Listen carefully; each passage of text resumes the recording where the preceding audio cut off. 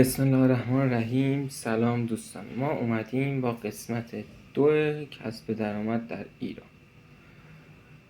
در ابتدای مراحل شما باید اپلیکیشن دیجی پی یا حداقل سرمایه 3 تومن که با اپلیکیشن دیجی پی میتونیم اون سرمایه رو بگیریم و قسطی پرداختش کنیم، میتونیم با اون اپلیکیشن بگیریم، یا برنامه تارا.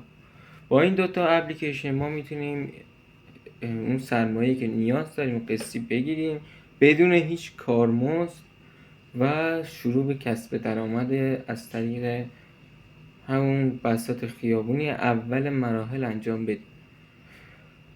بعد در ابتدا ما بگیم وسیله چی نیاز دارید یا هر چیزی که میخواید بساط کنید. مثلا سفره میتونید بساط کنید در ابتدا مراحل، قاب گوشی، باند اسپیکر، هندزفری، اینا، یا کارهای دیجیتالی یا کفش و اینجور مراحل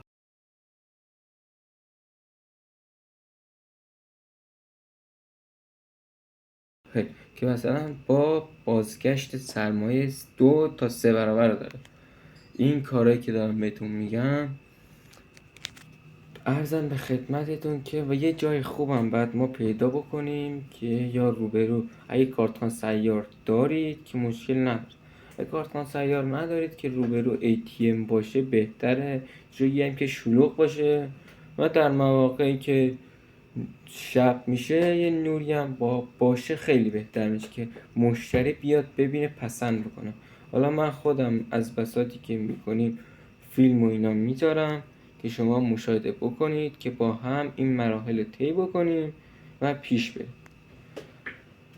بعد ابتدا از 0 تا 100 مراحل ثبت نام در دیجی پی هم واسهتون میذارم داخل کانال یوتیوب که این پایین مشاهده میکنید و کانال تلگرامی و اینستاگرام. شما رو به خداوند بزرگ میسپارم. خدا نگهدار.